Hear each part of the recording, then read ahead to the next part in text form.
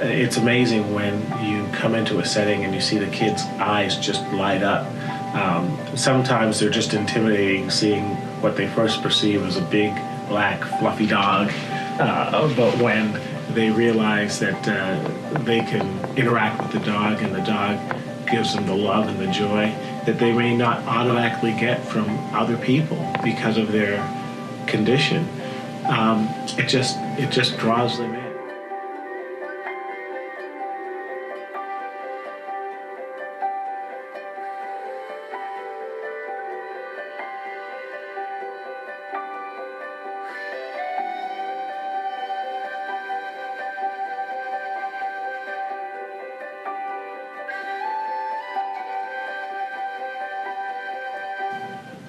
I first got involved with the concept of therapy dogs when I was working as an emergency medicine physician in Washington, D.C.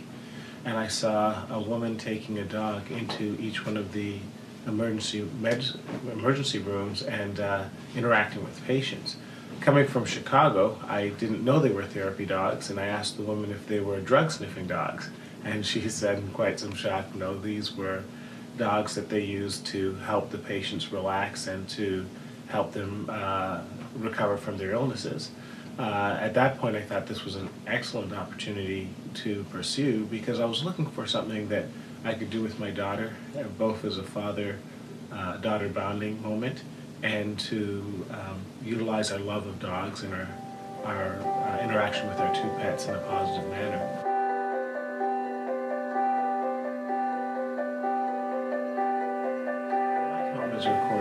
It was a beautiful setting where in the summer we could come with the participants on a beautiful lawn, and we went with a friend of ours, Eric, and his dog, a beautiful Labrador retriever called Winnie, and we would be there on the lawn.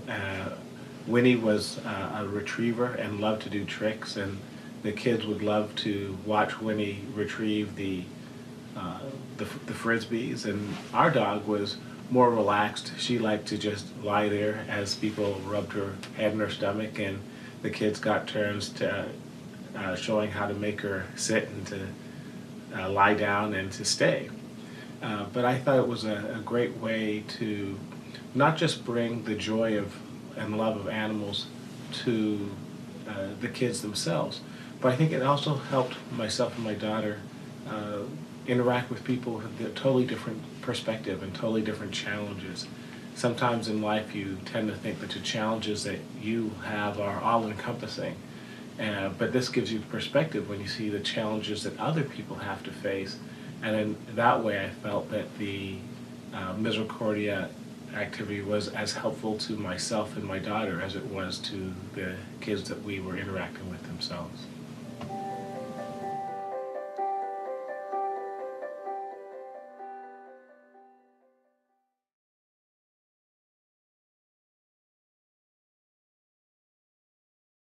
We were meeting in my office and I had Madison with me. And this boy, he was about 12, and he was just the anger was just oozing out of him, and he was stoic and he was angry and he was just staring there. And the mother was just so upset, and the Child Protective Services worker was there. Madison came out from behind the desk and came and sat beside him, and she kept just nudging his hand. And the kid was just sitting there, and Maddie kept nudging, and eventually he put a hand down, and I was watching him, and suddenly there was a tear. And there was another tear. And then the mother went over and put her arms around him. And he was taken by Child Protective Services, but we went out, and as he left, the mother was able to hug him. Maddie was the intervention. That was what brought that moment. And I have so many moments like that I could be here all day sharing them with you.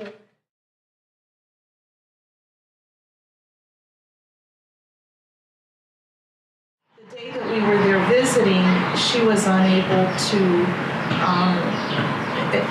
be with us to visit. She was going through some therapy. So they called us back the next day. Could we please come an extra day and visit with this young woman? She was probably in her mid to late 20s.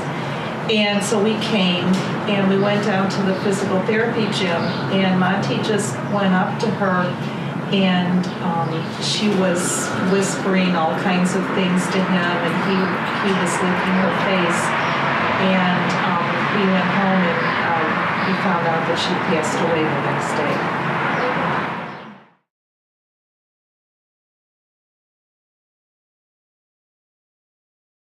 I was visiting Westlake Hospital once, and we did room visits, just visiting people on and off. And a family asked me to go into a room because their mother was in a coma. She was in a diabetic coma, and she hadn't said anything in a few days.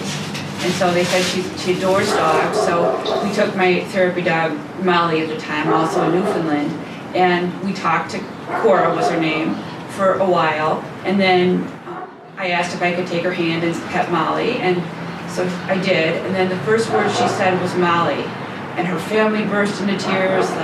The nurse burst into tears. I cried. Everybody but Molly cried. And every time I visited Cora after subsequent hospitalizations, she always pointed out that Molly was a dog that saved her life, which of course wasn't true, but you know, in a way it was.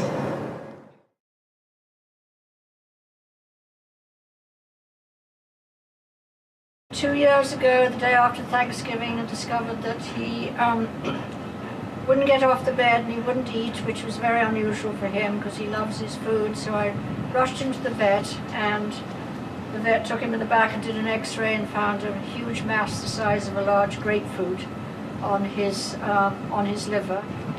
I just added Maisie to the family, so in hindsight he'd been drinking more, lost a bit of weight and showing less energy, but they were all kind of hidden behind, you know, getting another dog. And so we opted for the surgery. We did an ultrasound and CAT scan and discovered that they pretty well certain that the mass was contained and hadn't spread to any other organs, because if it had spread to the other organs, I wouldn't have put him through the surgery and chemo. And they managed to take the mass out with half his liver, and he nearly didn't make it through the surgery. But the surgeon, I told her Kai's work he'd done at Huntington Hospital as a therapy dog. I asked her why she continued, because she nearly stopped. And she said that she felt Kai's work wasn't done yet and she wanted to give him a chance. And it was a 3-hour surgery, and he made it through, and he was in intensive care for 36 hours, and then he came home.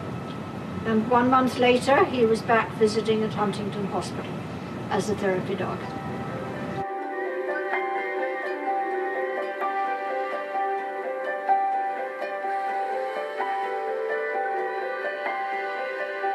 I'm really the driver. That's all I do. That when Liberty or any pet partner dog goes into a room, that they're the ones. They're bringing the message, not the people. It's really about the human-animal bond. Is really what.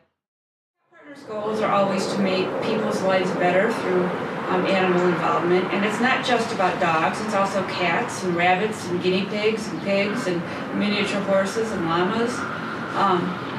So it's all about getting these variety of animals to visit and make the interactions, whether they're small interactions or bigger interactions, just to make a change, not necessarily change a life, but change a day.